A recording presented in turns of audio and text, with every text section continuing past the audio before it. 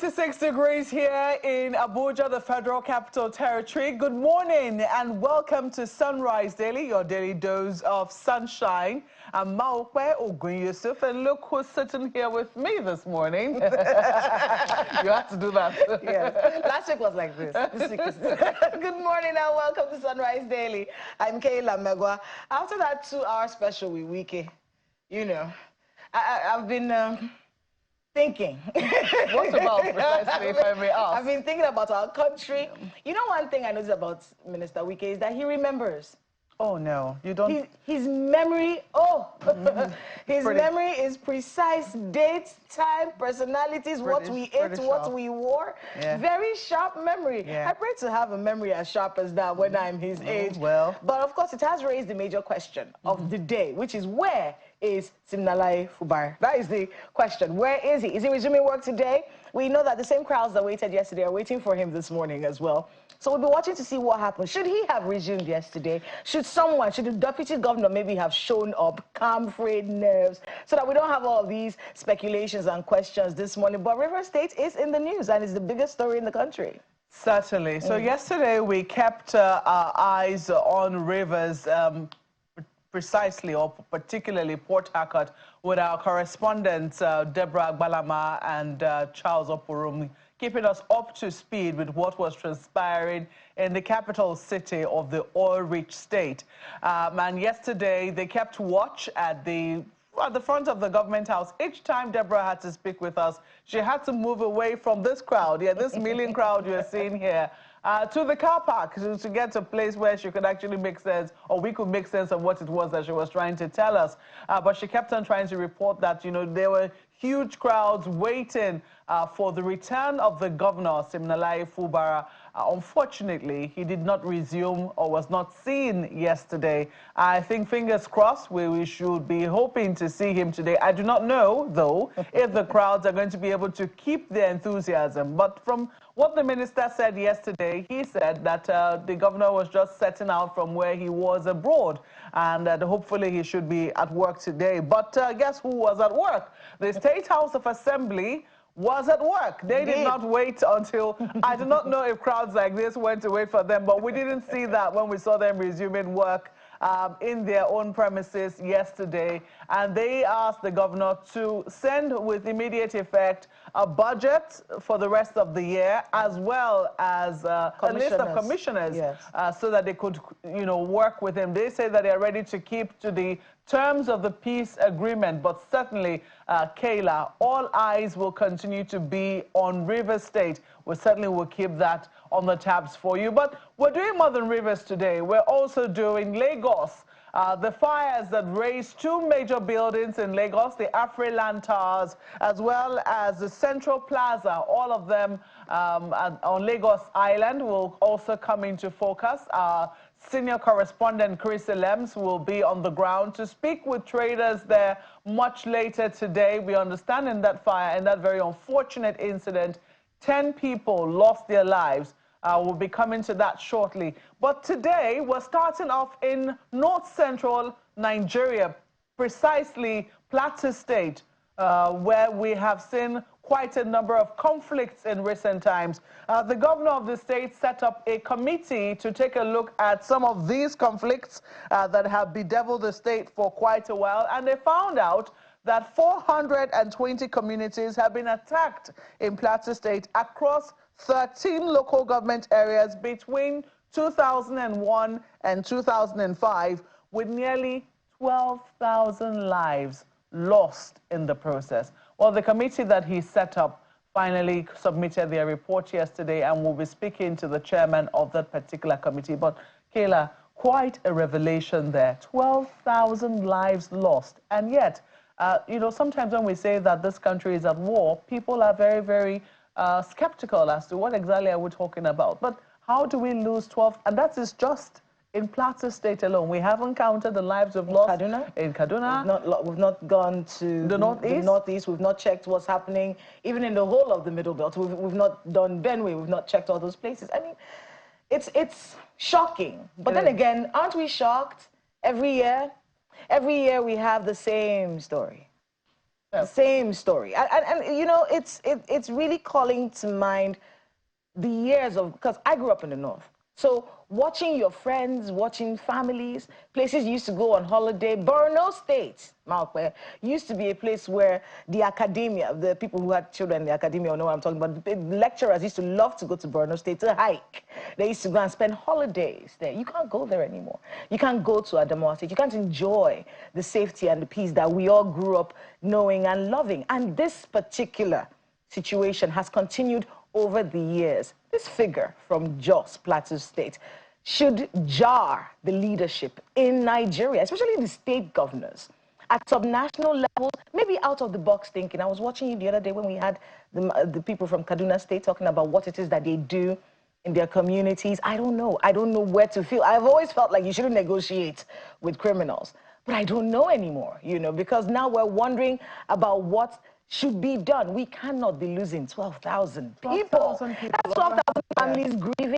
That's 12,000 people who have left, who could have been beneficial to our country. Those are people who we have lost. And I think it's time for us to think about out-of-the-box solutions to this problem. Well, that's what we're talking about this morning. But here's a report of how the submission of that report went yesterday. 4 months after the inauguration of the Fact-Finding Committee on the incessant attacks in Plateau State, the committee is in the Government House to present a report of its findings to Governor Caleb Mutwang.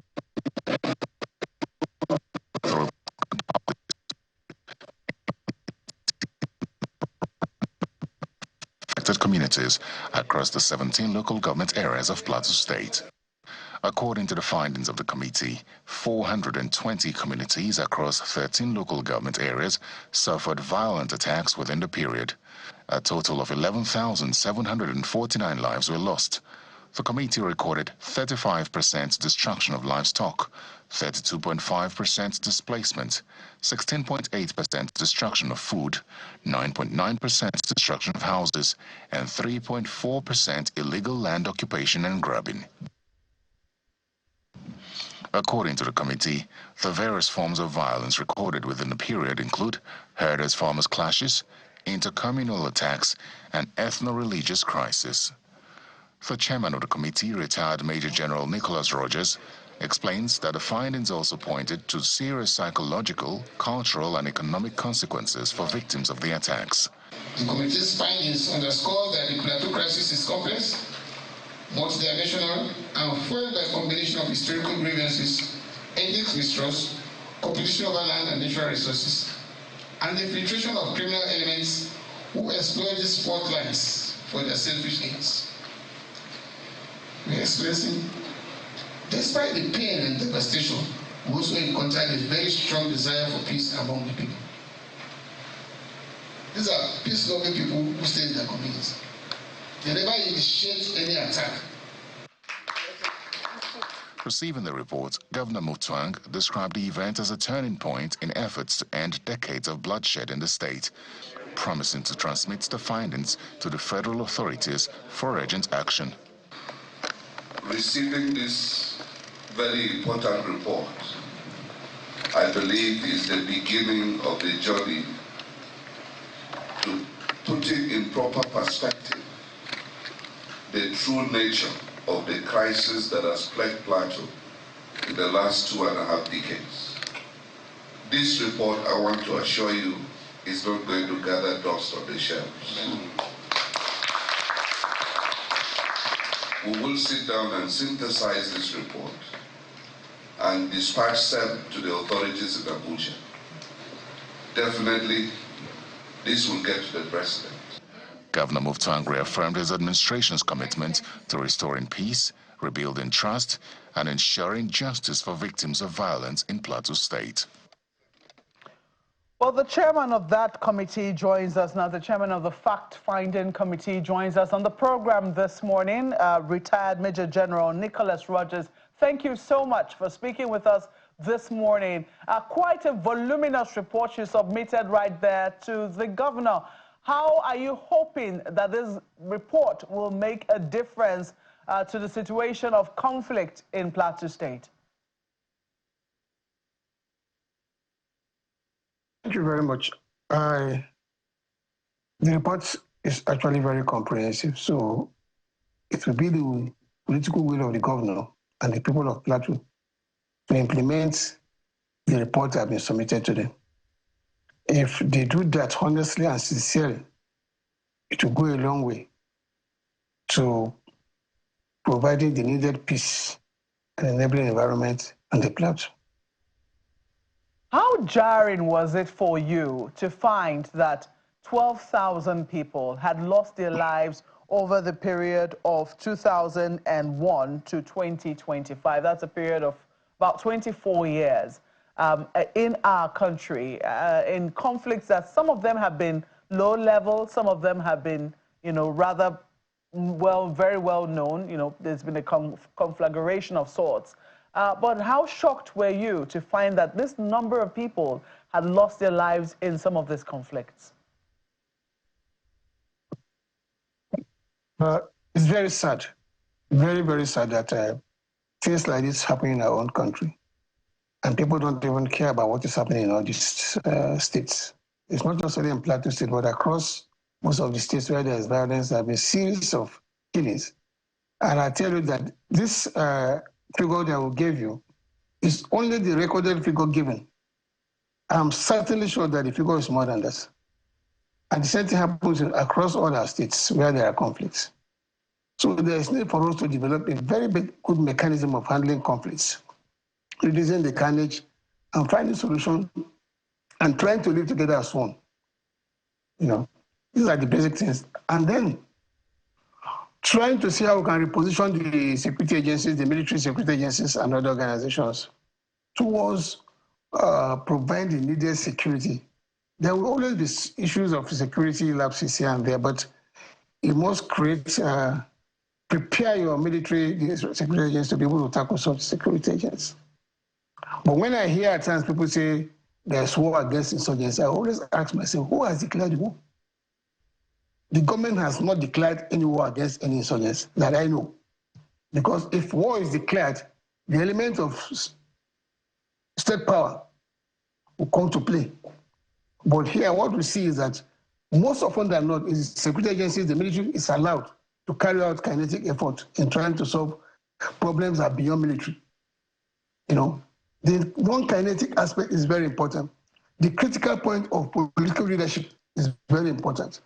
We must provide the leadership that is required across board, from subnational level to the central government. Now, something has to be done to check these incessant killings and destruction of lives and property. Otherwise, we wake up one morning and discover that there's no Nigeria. It's truly a very shocking situation. Do you want to speak to your methodology? You had the onerous task of doing this within a period of 4 months. Were you the one that picked the 4 months, or that's the period within which you had to work? And what methodology did you have to employ? Well, the committee was inaugurated and was given 2 months to do the job. But along the way, we discovered that 2 months will not be enough, so we asked for an extension and we were given 1 month extra. So we actually spent 3 months doing this job. The methodology employed first was to have a talk with the general stakeholders in the Plateau State across all board. Then we had a meeting with all the heads of security agencies in all this, in the state and local government areas. We have a talk with all the traditional institutions, all of them headed by the Gwangwa of Jos. We had discussion with youths across the Plateau State. One of the big problems we observed was the role of the youth across the state, because the youth are the ones that carry out either reprisal attacks or attacks. So we were doing that, and then we also have to go out to the various communities that were affected to truly talk to the people, engage the people, ask questions, and find out what has been happening, and then to give us good information as to what they know and why this crisis has continued to elapse. So we did a lot of consultation, town hall meetings, and then going around the whole 17 local government areas of Plateau State, and it was really revealing.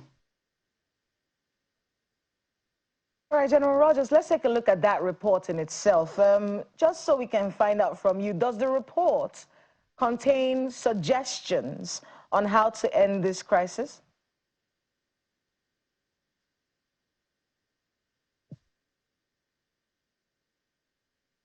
General Rogers, can you hear me?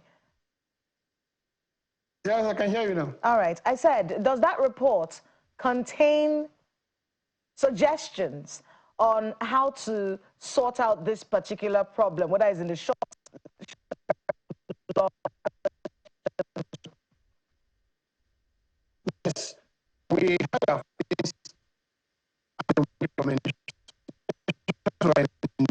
three folds.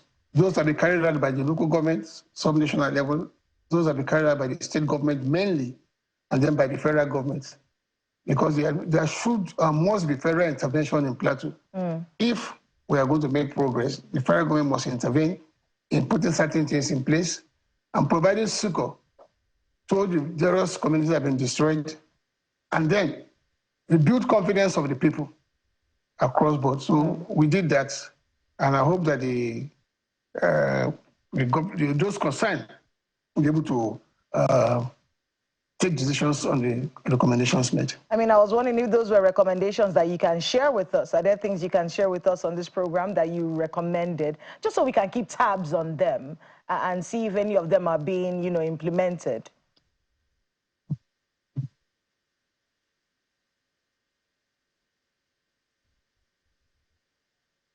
I think we've kind of lost.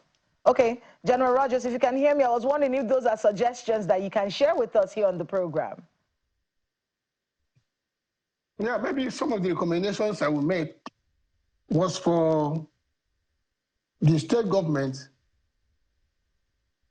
to carry out a surgery of some of its laws, the state laws, that can incriminate cattle rustling, illegal mining, destruction of farmlands without options of fine, so that people can learn lessons, because the criminal justice system administration here is very, very weak. Where somebody commits a crime and is given a bail or a fine of maybe 10,000 naira. So he pays that from his pocket and walks away and then continue to threaten people around. That was suggested, and we suggested that the state governor should liaise with the Ministry of Defense and the President to see if more military can be established in Plateau State, particularly around the Bokos, Mango, Riom general area, because these are porous areas with critical issues always. We also suggested that the issue of ranching in the 3 senatorial zone will start petty projects on ranching where people can do their ranching and agriculture in a very massive, because the land injustice is massive, and then they could do that. We also suggest that the federal government should come to the assistance of the people that were displaced, and then so that they can have some succor. Okay. We also suggested that the military and other security agencies should be looked into with a view of providing technology for them and logistics to enable them to do their job, because in some parts of the state, the terrain, the topography and the terrain is terribly not easy for operations. So these are some of the suggestions we made. And there were many suggestions. Yes, but very, very pertinent suggestions here. I wanted to get your thoughts on what other communities, other states, I had mentioned it earlier in the beginning of the program, some communities, not just in the Northwest, in places like Katsina and Sokoto, we're hearing about how communities are coming up with some kind of arrangement with their oppressors, whether they are bandits, terrorists, whatever, the criminals, and coming up with some kind of arrangement on how they can work together and so that peace can, reign in their region. Is that something that you think about? Is that something you support, or are you, like many other people, totally against any kind of negotiations with people who have been committing criminal acts in the communities?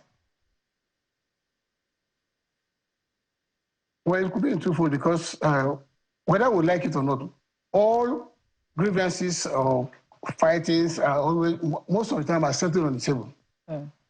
So there will be need for negotiation at a certain point, but that will be done by the civil administration. And that will be done from the point of strength. It means that the military must be able to subdue the criminals to the extent that you can now, the civil authority can now have negotiation with them to find out what their grievances. And from the position of strength, because you subdue them, you can't do that. But that is left for the civil administration to organize that one, to see how you can sit down and negotiate with anybody who is causing problem. There's nothing wrong with that. But that is not for the military or the security agencies to get involved with. That is my belief. Yeah, when you say the civil administration, who are you referring to in particular in Jos? The state governments, not only in Jos, the state government, the federal government, there are negotiations going on across the country, we know, by the state governments and the federal government to handle some of these issues. We're talking about, even at the international level, between Russia and Ukraine, we can see effort being made at the international level to get people to sit down and discuss. There's nothing wrong with that. But that has to be done by the civil component. That means the civil administration with a good political will to determine how best it is for the people. Okay, General, let me ask you about the grievances, because, you know, part of what we heard have caused conflict over the years. I mean, we always hear farmers, herders clashes, especially when it comes to conflict in north-central Nigeria. In Plateau State, there have been allegations of attempts to land grab, and it does appear that your report points to some of that. You spoke to historical grievances, competition for resources. How would you say that some of these things weigh when we hear them in the media? Which ones would you say were heaviest in terms of what the causes for?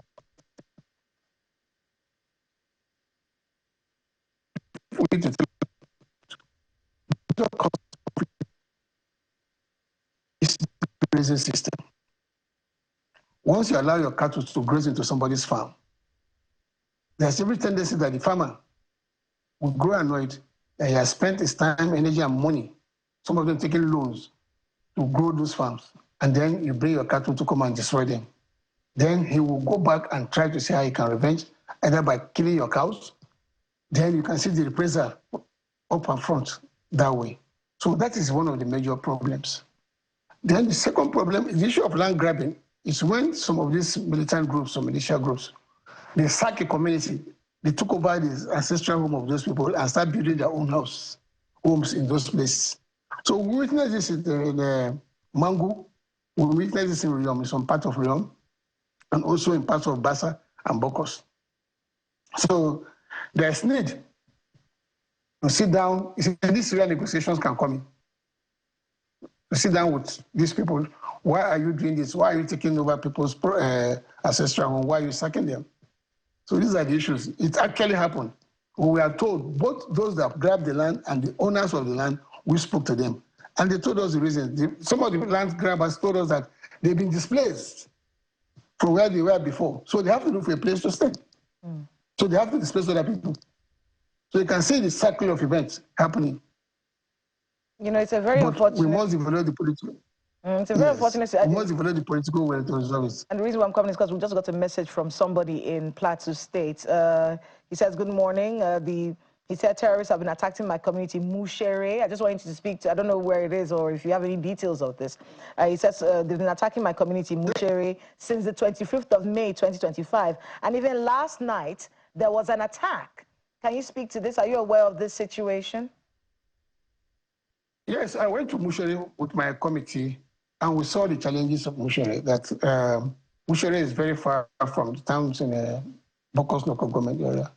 One of the major problems is that the terrain around Mushere is very difficult for new operations. So, and the villages and communities are a bit far from town. So we find out when there's an incident, before the security agents will get to that place, it takes about 2-3 hours to get to the place. So it's difficult. And most of these attackers coming from areas around from Nasarawa State, the forests and high grounds around Nasarawa State, surrounding Nasarawa and Plateau State, they come over, do the attack and go back. So yes, they have been attacking Mushere for some time. I was in Mushere myself to see the damages done.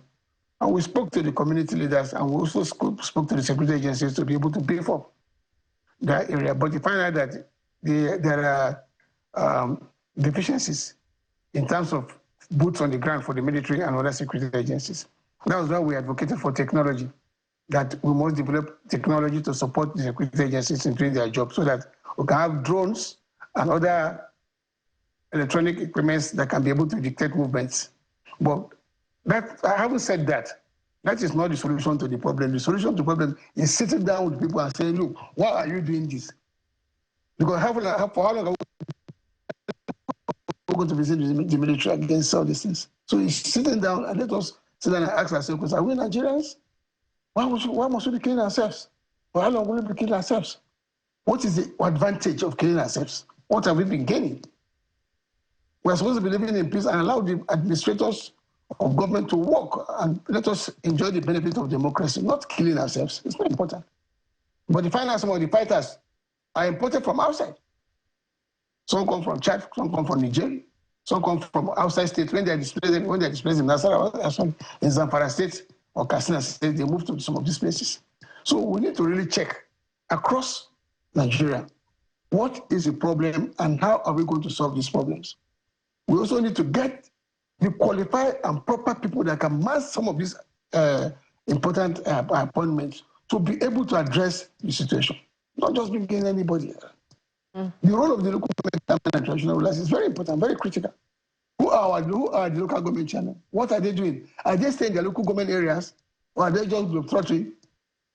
These are the issues. If you are given an appointment, you must sit down and work. So there's need for the government to look into some of these things. 12,000 people really is a lot. And some people will say, look, this speaks to I don't want to use the word state failure, but I cannot find any other term. Because if the primary duty of the state is to provide the security and welfare of the people, we are not at war, at least not a war that has been declared, as you have said, just yet. And yet, in just one state, in some conflict here and there, we have lost 12,000 people. You say that it could even be more, that these are the people that are even documented, that the people who might not be documented and yet they died in some of these conflicts. How would you say that we now begin to, because some people will say there are a number of solutions we have been mulling in recent times, that we think that state police might be the way to go, but clearly there has been an absence of the state, and that's why in some of these conflicts, these many number of people have died. They have not been able to get protection from the state. Do you think that having state police might be one of the solutions? We are structured in this country. The state governors don't have control over the security agencies, so to say. The security agencies take the instructions from their headquarters in Abuja and so. So I think the issue of state police will not be a bad idea, as long as it's properly managed, so that the governors can have some element of control over certain decisions that have to do with the security of their states. Because if there's a state police and properly managed, like I say, without using it to molest or harass people, our politicians are very funny, they can do so many things. So if that can be done properly, and then you have the state police, you have the federal police, then we can actually do something for that. Because the way it is now, the state governors are the chief secretary of the state without powers, without strength to do anything. They can't do anything. You can't even ask the GOC to do anything. It takes instruction from chief of army staff or from chief of defense staff. That is where the country is structured. So it's not the fault of the military or the civil agencies or the governors. So something has to be done to challenge this issue, to find a way forward for it. That's my thinking about that. But I've stayed in Plateau State for some time.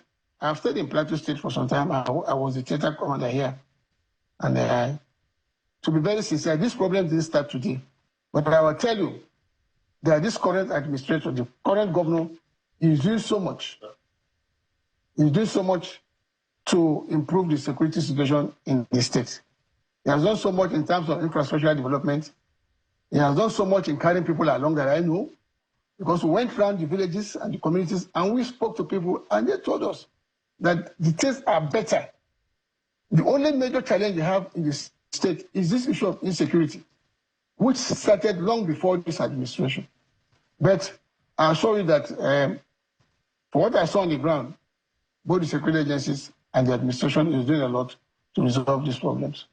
I heard the governor say that he was going, the report will get to Abuja, that he wants the president to see the report. I mean, I do not know that the president will have time to go through the voluminous report that was given that was submitted by your committee. But because he needs to talk about synthesizing it as well, what are some of the key points that you would not want anyone watching at the federal level to miss?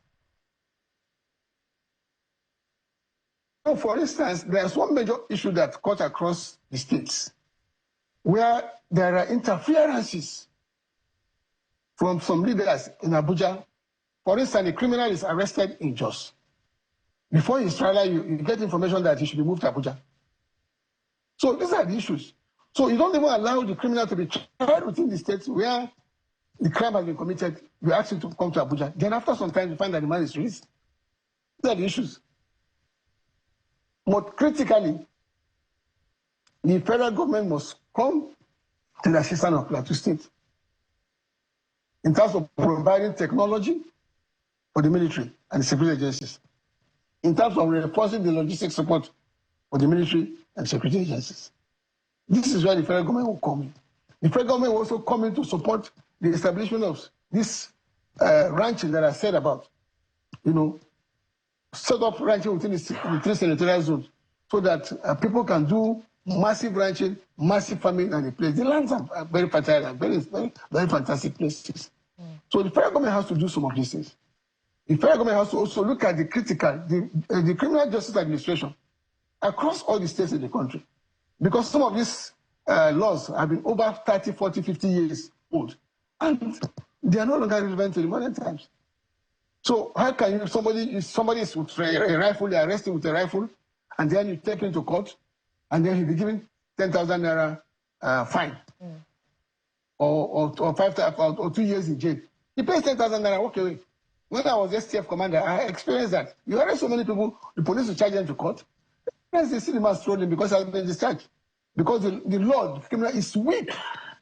It cannot handle such situations. So we need to review some of these things. These are some of the places that we actually think that the federal government can come in, do some intervention. General Rogers, I want to be able to talk about that report again. Is there a timeline?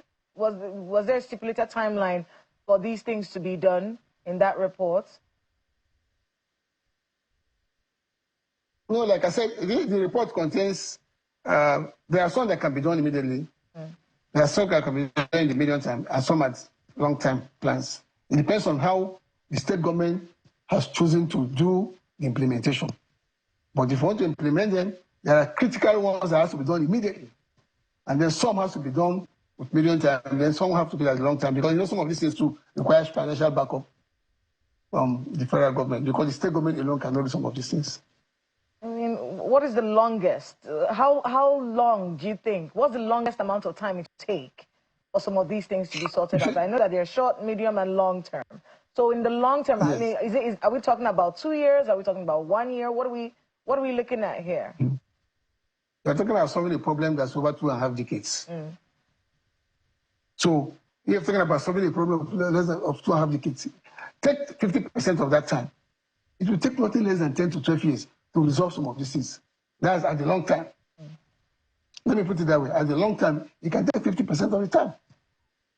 Because these things have been over for over 2.5 years, close to 30 years. So if we're talking about that, it will take almost about 15 years to see some of these things properly done. But in the interim, there are those that can be done immediately. The short term ones, the medium term, and the long term. So that is it. So the state government will decide how it wants it to be run, assisted by the federal government. All right, General, we have to thank you so much for speaking with us this morning. We sincerely hope that it doesn't gather dust, as this report doesn't gather dust, as the governor has promised, and that peace, true peace and lasting peace, return to the people of Plateau State, and maybe by extension, the rest of Nigeria. We have to thank you for sharing your thoughts with us this morning. Retired Major General Nicholas Rogers is the chairman of the Fact-Finding Committee on the incessant killings and destruction of property in Plateau State. Thank you once more. Thank you very much.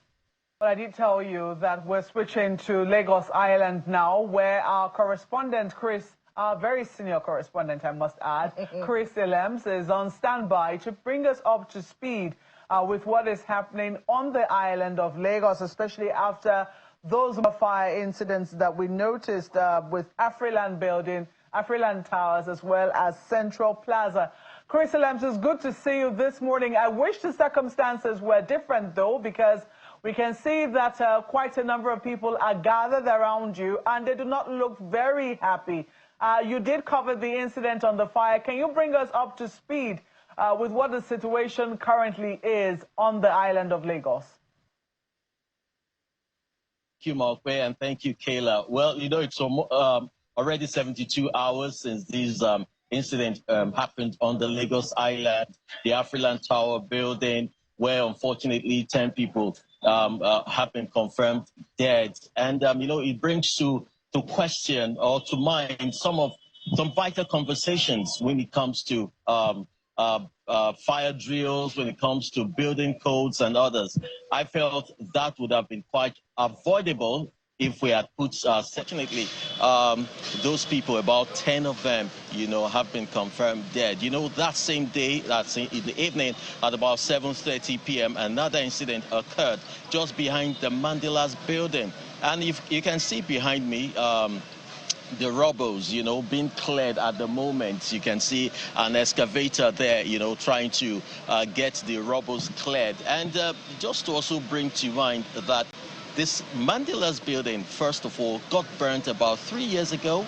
And right now, another fire incident. And a lot of people have been asking questions. Why is this happening? You know, thankfully, no life was lost in this very incident. But then, billions of naira have actually gone, you know, gone up in flame.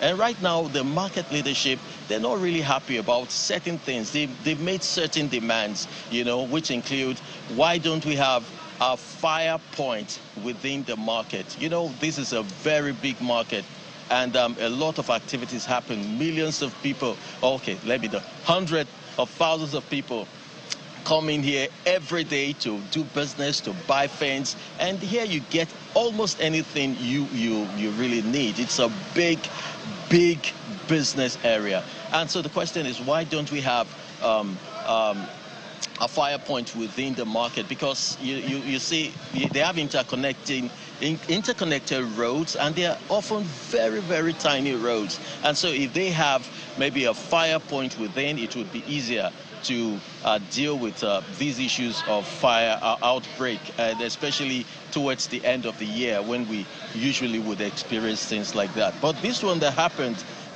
someone said that it was as a result of changeover of power source. And that's another issue that has been begging, you know, answers. Why don't they also have a central point where power can actually get to this market? So I'll be talking to a few of the leadership here. One of them is the president of the Igbo community in Lagos. He's with me here. I would like to come around, Chief. Good morning to you. Good morning to you. Good morning. How are you? Okay. Just tell us your name quickly. Chief SunriseDaily is my name. Okay, Chief SunriseDaily, thank you for being here today. This is of great concern to you and, of course, to the traders right here at the market. When the news came to you, what came to your mind? Well, yesterday, Igbo speaking community in Lagos, we held our executive meeting, and that was when we got such report. And we sent a delegate, which I'm the leader of the delegates, to come and pay solidarity visit to our people.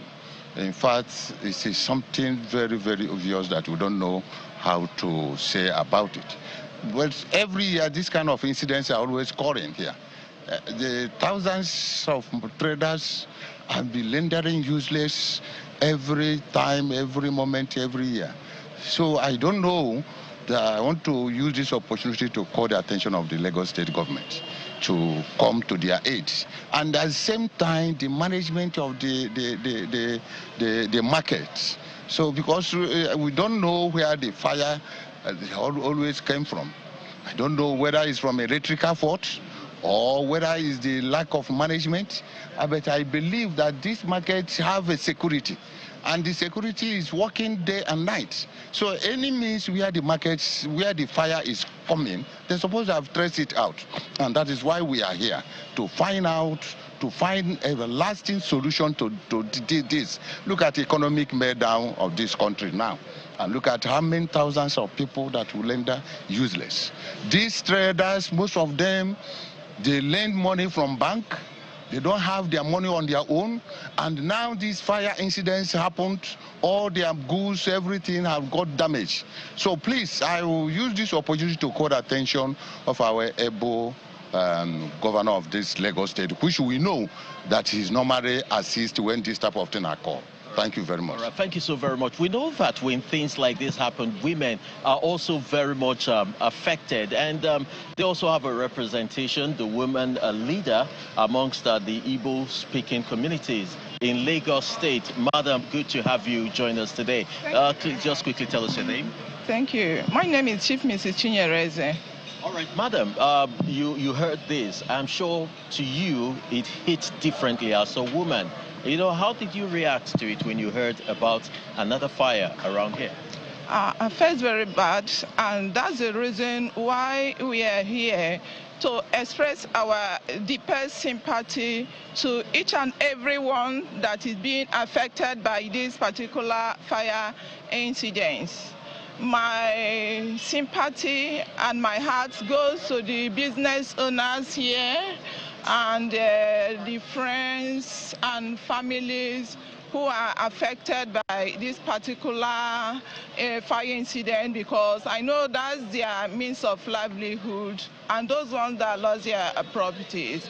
And as a woman leader, I'm ensuring that we work tirelessly to ensure that there will be a relief effort to all the affected people.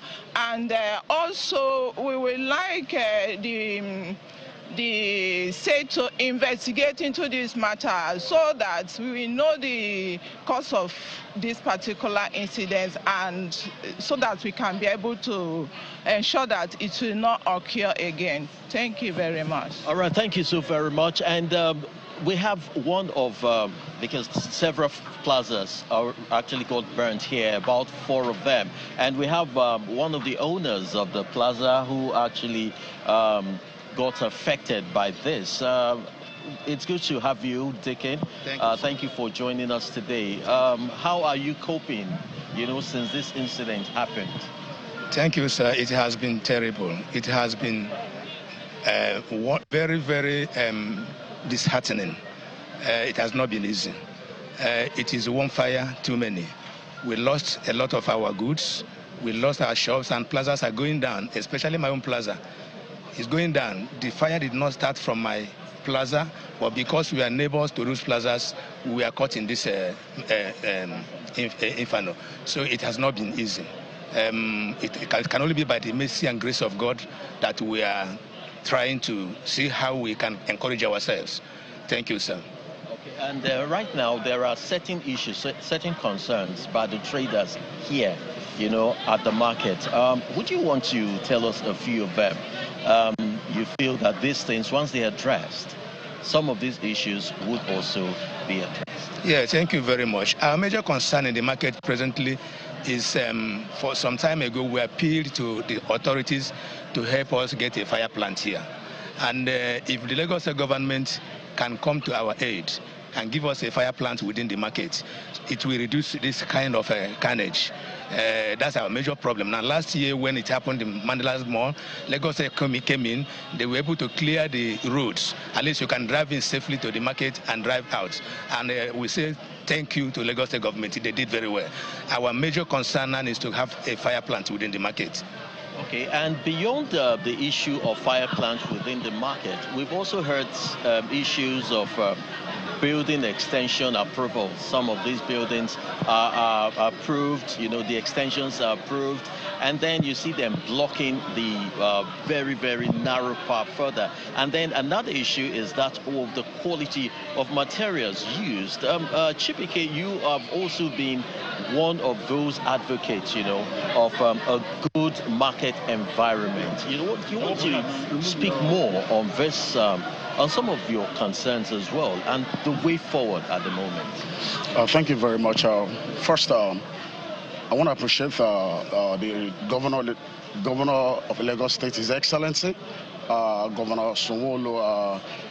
You've been an excellent leadership in Lagos. Your leadership has actually portrayed unity, has portrayed love, but we want to thank the team of the fire servicemen, all the agencies, the LAPCA, the safety. We want to thank them for their immense contribution to stop this inferno. It could have been worse than this. We are the members of the Mumbai Mandilas Association business owners. We want to thank them specially. One of the things I believe it is unity brings engagement. We have stakeholders in this market. And one of the emphasis I want to pull down here so that the leadership of Lagos State will understand that the agencies that are coming in here, should also know that we have existing leadership in this market, because it is so disheartening that when you see some leaders, some agencies of government, they come in speaking in a manner that people are already injured. This fire cost people billions, millions has been lost here. So when you see some of the agents of the government coming in here to talk down on people without engaging people, without portraying what leadership of Sanwo-Olu it is actually portraying for, it's disheartening. So I want to use this medium for also appeal to the governor, to speak to the agencies that comes here. Let them engage the leadership. When you engage the leadership, you provide solution. When you don't engage the leadership, there's no solution. So what we're asking, we need the agencies to engage the leadership on certain areas of fire measures. We have said it before, we need a fire station within this Mandilas. This is one of the biggest clothing markets in Nigeria, not just in Lagos State, in Nigeria. So we need all the fire equipment, and before this fire equipment, there should be education. We've had this incident before, and the former governor of Lagos State, Raji Fashola, His Excellency Raji Fashola, he sent out a team. He engaged the leadership of the market, and we had solutions. That education on fire equipment, education on the use of those fireballs, and each shop should have fireballs. And each shop should also have fire extinguishers to curtail this incident, because it has been reoccurring. So what we are pleading to the governor, the leadership of the governor, to please, all the agencies are coming in here. We know you are the government. Government are for the people. Government are by the people. Without us, there's no government. So for them to engage us, to know what we want, by engagement, we'll be able to curtail this. There are a lot of extensions that some of us are against these extensions. Some of us are against these generators that have been up there. Because if the generators are downstairs... But I remember the government had said at a point that no generator should be kept up there. What happened? Like I said, it is lack of that engagement. When you come, you meet some certain of people, or you have meetings with just landlords, there are stakeholders here. There are people this thing affects. It affects the landlord, it affects the traders. So when we have this engagement, we'll be able to have an agreement. I believe in written agreement. When a document is being written, I believe it ties everybody. Thank you so very much. And of course, this is the state of things at the moment right here at the Mandilas building, just by the Mandilas building, the Central Plaza. And we'll still be here to get more updates, on happenings around there. And of course, we'll be able to get these across to you. Thank you for being part of our work today.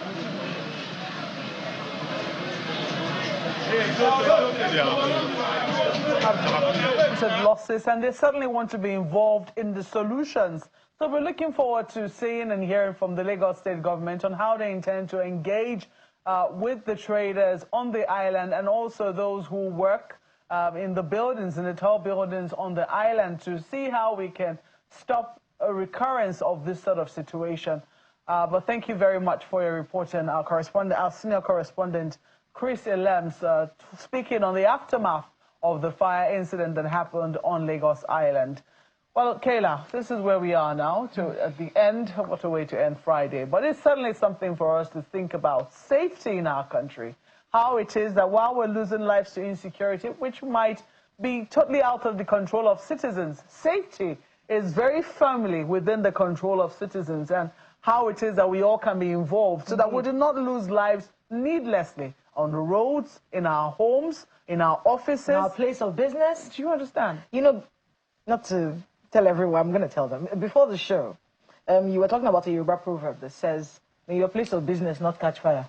Yeah, it's a prayer. It's a prayer. And when you hear that, you don't think, it's when you said it that, I stay thinking about it. If your place of business catches fire, what happens to you? For the time when the fire happens, the things that are destroyed, and how do you get yourself together? And that is the look on the faces of all those people that Chris was talking to there. Where do they start from? Where do I start to rebuild this from? How did this happen? And you see, with markets, I mean, in Abuja here, we had the same issue. There was a fire outbreak one time in the Wuse market, and it's not the questions, the clustering of generators together, that change of lights thing, that spark, people storing petrol around, at poor electricity, poor wiring, no muster points. No muster point. I mean, these are basic issues, and I really, not to sound like someone that wants punishment all the time, but let some people face the music for this, and so that everyone else will become a little bit more careful. If you're running something like a market, you have to be ready for these sorts of situations. So that's so unfortunate. I mean, the souls of those who died in the fire incidents that we've seen in the past few days, may their souls rest in peace. Amen.